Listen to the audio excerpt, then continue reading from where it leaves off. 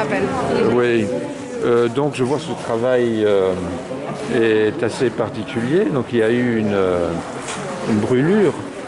Vous l'avez. Quel est le concept de cette installation? Là, il est comme la plupart des fêtes de rituels où on va ériger des sculptures en bois et les brûler, Oui. comme le feu de la Saint-Jean et plein de choses comme ça. Dans beaucoup de pays, au fait, il y a des traditions où on érige des sculptures et on les brûle après. Et là, l'idée, c'était de travailler sur un cycle et que ces sculptures puissent, on va dire, incarner cette idée du cycle, de rentrer dans le pavillon quand elles sont déjà brûlées et de les voir petit à petit moins détruites plus on avance dans le parcours de l'exposition. Et l'idée de tout le pavillon, c'est qu'on a appelé ça le concert, parce que c'est l'idée d'un concert auquel on invite le public, mais un concert qui est sans le son. C'est-à-dire on vient pour écouter un concert, mais à partir de nos premiers pas, nous l'entendons déjà. Je comprends. Vous êtes à côté du pavillon russe qui a été fermé par les artistes. Non, vous ne voulez pas en parler. Mais quand même, il y a cette calcination qui parle pour tout le reste. Vous avez parlé du cycle, de la disparition. Donc nous sommes dans un nouveau cycle.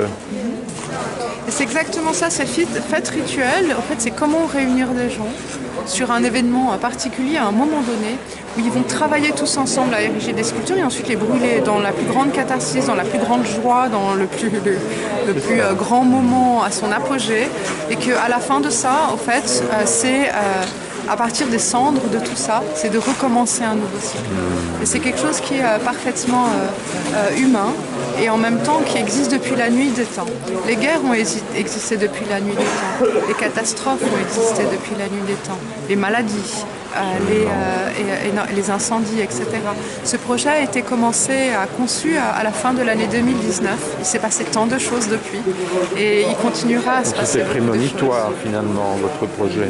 Prémonitoire peut-être d'histoires qui se répètent de façon cyclique. Oui, de façon cyclique. On est dans l'Antiquité là.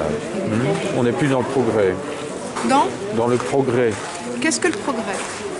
Ben là, on n'y est plus. On est dans le cycle, le recommencement. La fin, le recommencement.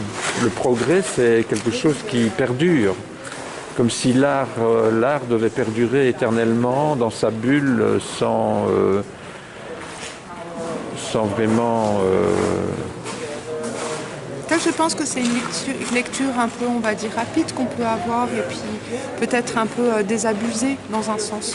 Mais tout comme on peut être désabusé de la société, on peut être désabusé de l'art. Le progrès, quand on parle de progrès, nous sommes désabusés, mais pas quand on parle de cycle.